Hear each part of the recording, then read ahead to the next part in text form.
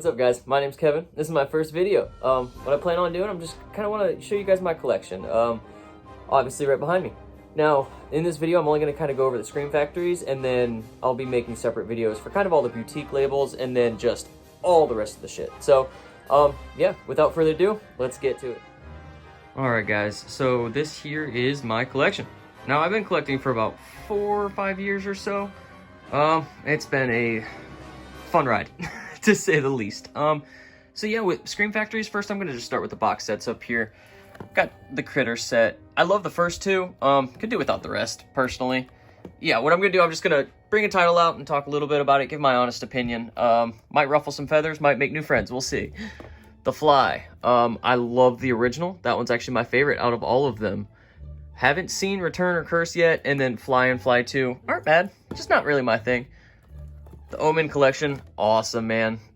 That's the thing about these Scream Factory sets. They're just beautiful. Has the Omen, Damien Omen 2, The Final Conflict, Omen 4, The Awakening, and the Omen remake.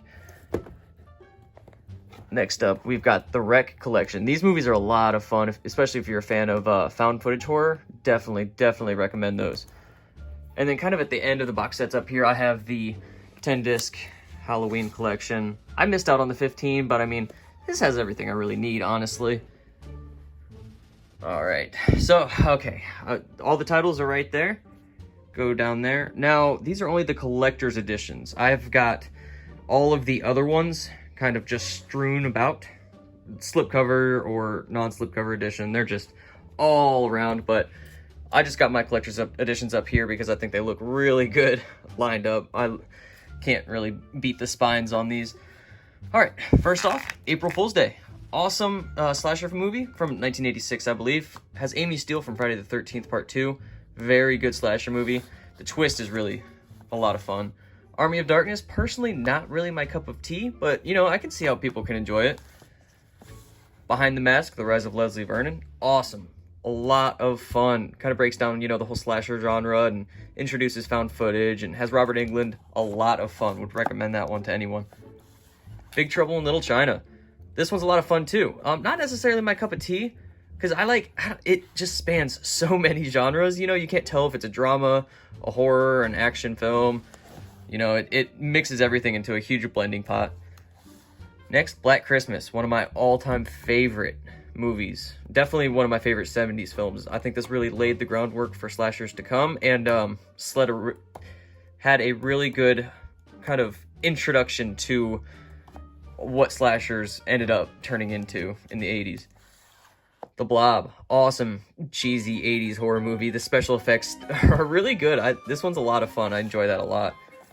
Body Bags, awesome anthology movie from John Carpenter. A lot of fun. Bubba Hotep, another movie that's not really my thing, man. I don't know. I tried to watch this twice. The first time I watched it all the way through, was not a fan. Second time, I made about 2/3, and I was like, still not a fan. The Burning, one of my favorite movies again. Awesome slash movie from 1981. Absolutely classic. If you're a fan of slashers and haven't seen this one, definitely seek that one out. Candyman, not the biggest fan of this one. I kind of find it a little boring in parts. I do think that Tony Todd's portrayal as Candyman is badass though. So not a bad movie. Carrie, absolute classic off the Stephen King book. A lot of fun. Child's Play, a good movie. Not my favorite from the franchise. My favorite is actually Part 2, believe it or not. Class of 1984, awesome movie. Now, I like this one a lot, but I hate the endings of movies where they try and pretend like the characters are real and they have like a life beyond the movie. Like at the end, it's like, oh, this person didn't get jail time because they were found not guilty. It's like, no, they were. I know it's fake. Like, don't act like they have a life beyond the movie. The Craft, awesome 90s film. One of my favorites. Fairuza Balk, Robin Tunney, just great time. Neve Campbell, just fantastic. Darkman, awesome kind of anti-hero film. Anti-superhero film, that is. Liam Neeson's badass, you know. I've got a particular set of skills. I've got a particular set of skills. Yeah, that's bad. Dawn of the Dead, awesome movie. I prefer this over the original, actually.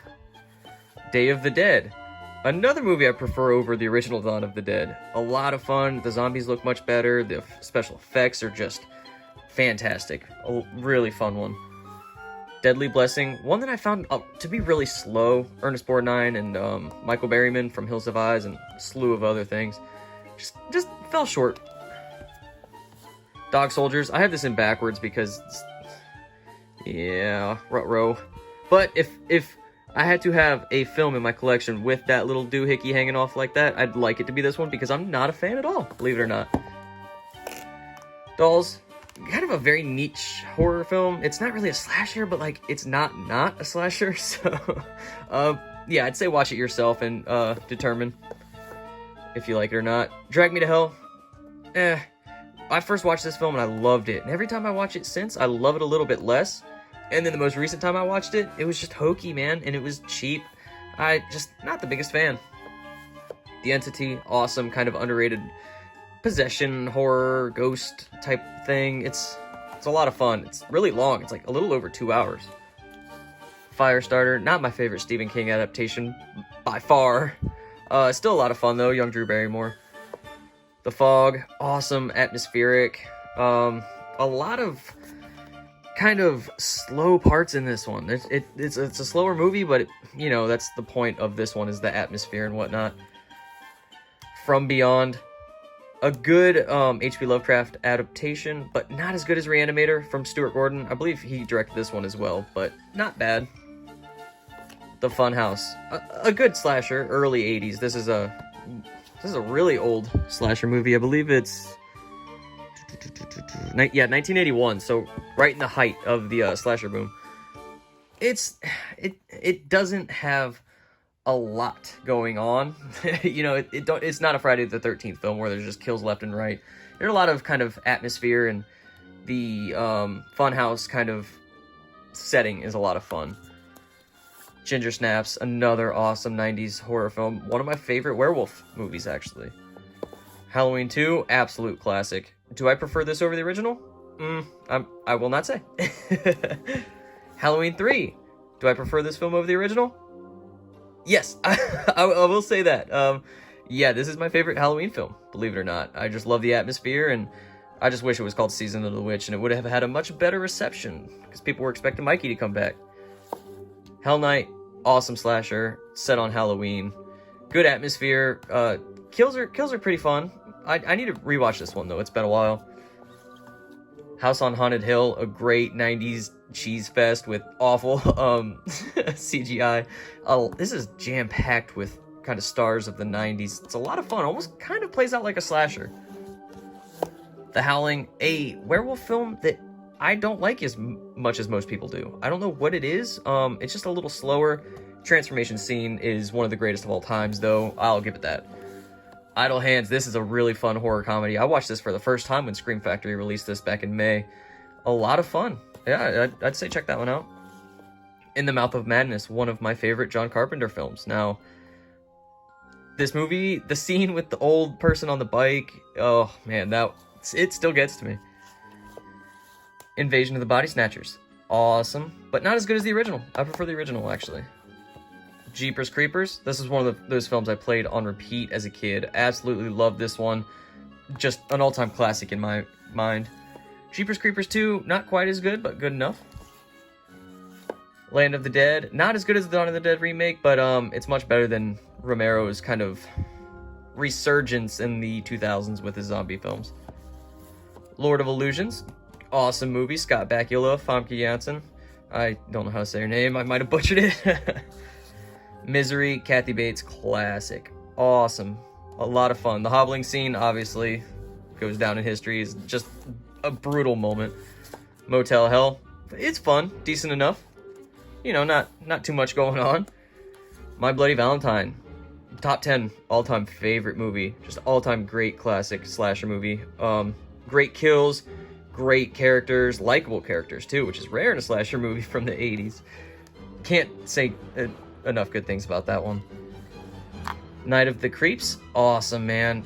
Tom Atkins is the boy. Ugh, I can't up this film enough either. If you had to pick up a Scream Factory movie, that is definitely one I would highly recommend. Up next, Night of the Demons, another classic one. Oh man, both of the nights. You guys gotta watch both of these.